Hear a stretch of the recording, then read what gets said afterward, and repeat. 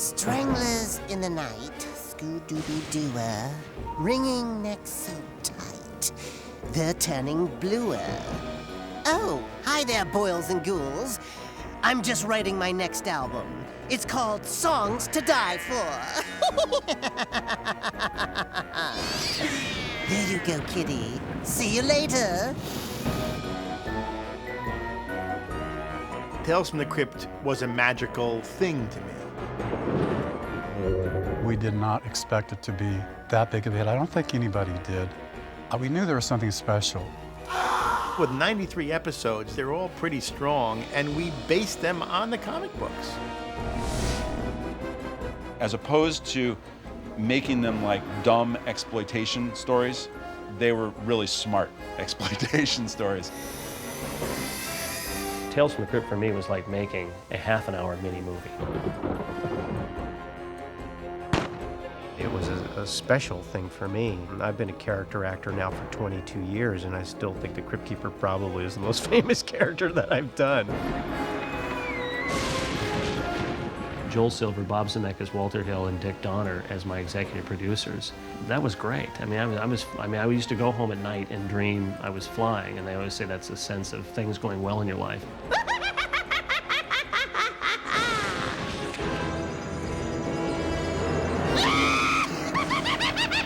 Tales from the Crypt. Right now, it's time to introduce Season 2 of Tales from the Crypt. Before we did Season 2, I told my staff I wanted 18 shows so scary, so horrifying, so disgusting, they'd make your flesh crawl. And we did it. In fact, it was a spooktacular second season. Now that's what I call an undertaking.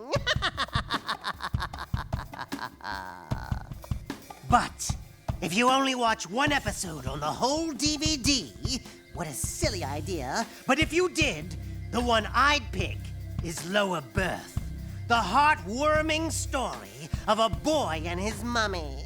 They cast my brother. I mean, he wore this, two-faced man. He had a whole animatronic face on the side of his own face and had makeup over that. It was a big, heavy thing. He had a hump on his back. He had to walk with a limp. It has an ending that will always bring tears to my eyes, because it shows how your old friend the Crypt Keeper, yes moi, was born to a two-headed carnival freak and a 4,000-year-old Egyptian mummy. It was about the birth of the Crypt Keeper.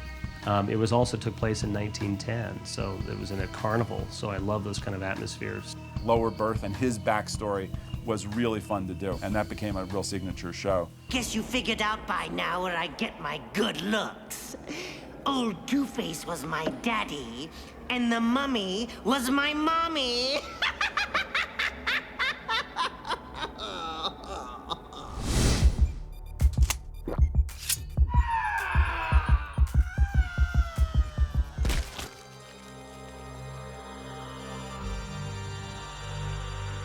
It was just exciting that we were able to create this whole world out of these very secret, special, magical comic books. When I was a kid, I used to collect the Tales from the Crypt comic books. My mom used to take them away from me and hide them. She thought that they were, gross and creepy and was messing up my mind. So when I was asked to audition for Tales from the Crypt, I was like, oh my God, this is unbelievable.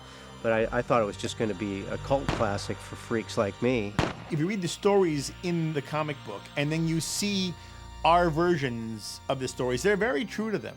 We loved the original material. Yeah, and when Joel and Dick and Bob and Walter and David, they had a notion, they had a vision that the comic books themselves, the individual comics, were really great material to be faithful to.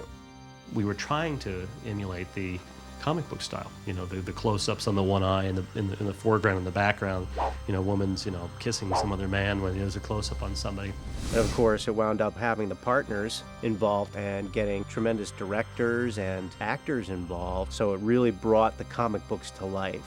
So you go into the comic books, you read all those, and all of a sudden you find Tales from the Crypt. I mean, that was something that was unique. It was a tasty morsel that you found, and you'd kind of, savor it. Ah, Now here is a story you can sink your teeth into. Tales from the Crypt fits into our pop culture so extensively. I mean, first of all, there's a whole group of directors that worked on this show that had made their mark in Hollywood over the last 30 years. We began talking to directors at the time who we thought might want to get involved with us in this kind of piece of material. Just to see their work alone in Tales from the Crypt is an amazing thing. Not just about making the widget, but making the unique, strange, idiosyncratic episode, and that each person, each director bringing a different sensibility to it. They each had a different flavor. I remember at one point I sat down with Marty Scorsese years ago, and I said, do you want to do this? And he remembered one. He said, I remember one. And he had a story in his head that he had not picked the magazine up in 30 years, 40 years, and he still had one in his head that he said, this is my favorite one, and he told us a story. And it was one that we eventually did. What made it, I think, attractive to HBO was they were getting access to the absolutely top level of feature film talent, clearly on the level of producing and directing, but also on the level of cinematographers, directors, actors, and all, composers, editors. We had all kinds of people who wanted to do it because it was fun. This is the secret. And Bob Zemeckis, all these directors want to do horror, but they're either stuck in a different genre. Steven Spielberg, everybody wants to do a little horror, but they don't want to get pigeonholed into that. So the Tales from the Crypt was a great thing for directors to come on to. They weren't really like slasher shows because there was always that element of, nudge, nudge, wink, wink, the Crypt Keeper, hello, kiddies, that whole thing. Good evening, kiddies. I just had quite a scare. I actually thought my heart was beating again. I was working with Walter Hill. We had done 48 Hours together. He was also telling me how much he loved Tales from the Crypt. And I think when Alien came out, because Walter produced that movie, I think we were discussing at one point that chestburster scene, which was probably the most riveting image from Alien. And I think Walter said that had come from a Tales from the Crypt comic book. We wanted to be like little movies. But when we did Tales from the Crypt, it was like a kind of a first. And, it was a very exciting time because everybody wanted to do episodes. Sheesh, the things some folks will do to get ahead in show business. One of the things that became a signature element of the show, which was Bob had a great instinct and insight, that to do a puppet rather than a guy wearing a makeup was hugely important. Bob was completely right because the puppet gives you a unique character and it's not like anything else. I wanted to make sure that the Crypt Keeper could speak, but I wanted that look of rot, his mouth, and I remember what Bob Zemeckis had always told me about the breath, so I was making it look like he didn't want to go anywhere near this corpse's mouth. In season 2, we went back in and pumped his lips up a little bit because we needed to see those pronounce, the vowels and things like that. I mean, the guy is dead, so he can't have too much flesh on his face. I've just been sitting here waiting for my blood pack to harden. My cosmetologist said I was starting to look a little lifeless.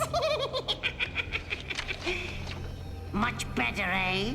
There's 3 characters, the Witch, the Vault Keeper, and the Crypt Keeper from the original comic book, and they all had different looks. And I kind of borrowed from them as well because we wanted to stay true to the EC comic, style. Oh, hi there, fright fiends. How do you like my rancid rendering? Not bad for an amateur. They used to call me on Tales from the Crypt the Attitude Man because in the puppet I could change and do double takes as opposed to maybe working just the mouth. Because we would have like 6 puppeteers sitting around in front of the Crypt Keeper working different functions like the eye blinks and the mouth synchronization and hands and me in the body and the head. 27 servo motors inside of his head, and they're little hobbyist motors, and they burn out all the time. So that 2 or 3 weeks, if one's pulling a smile and it's really taking a lot, it'll begin to smoke or burn out, and so we have to constantly replace those. So it was quite interesting, all of us getting together to make this one character.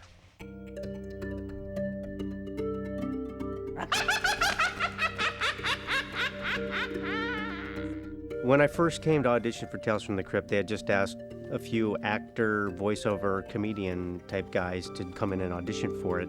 And they gave the task to Kevin Yeager, who was already creating the puppet in his studio. So part of that process was, listen, why don't you oversee auditions for the Crypt Keeper, which I was thrilled to do. We auditioned probably about maybe 8 to 10 guys.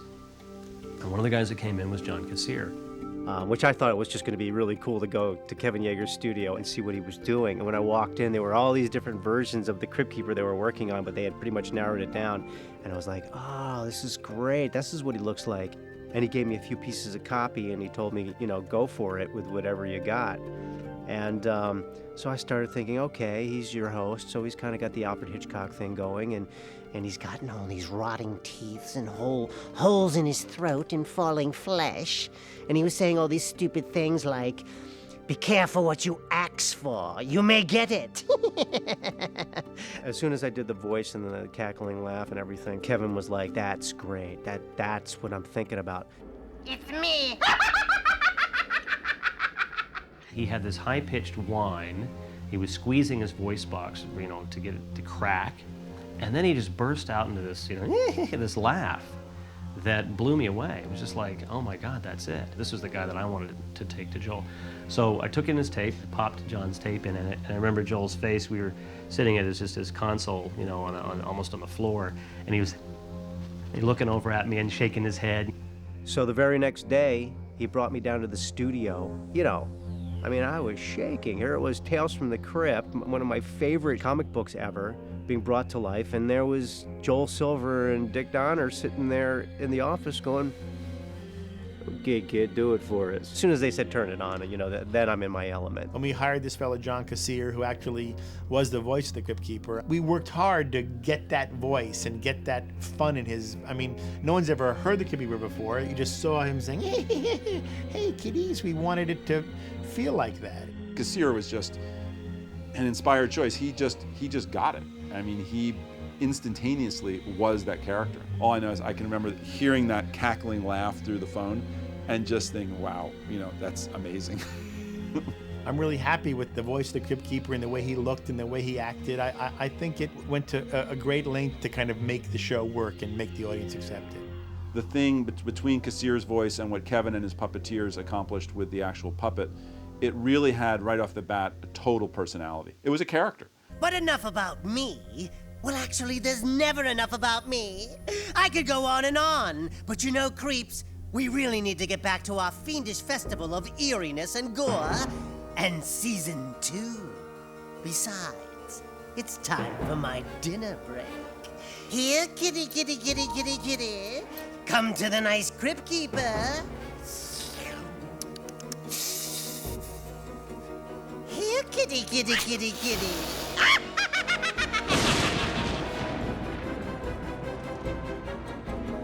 Humpty Dumpty sat on the wall. Humpty Dumpty had a great fall, poor Humpty.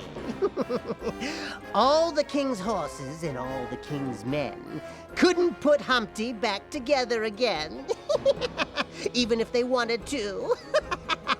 Poor Humpty Dumpty, he's all cracked up. He has yolk on his face. Humpty fell to pieces.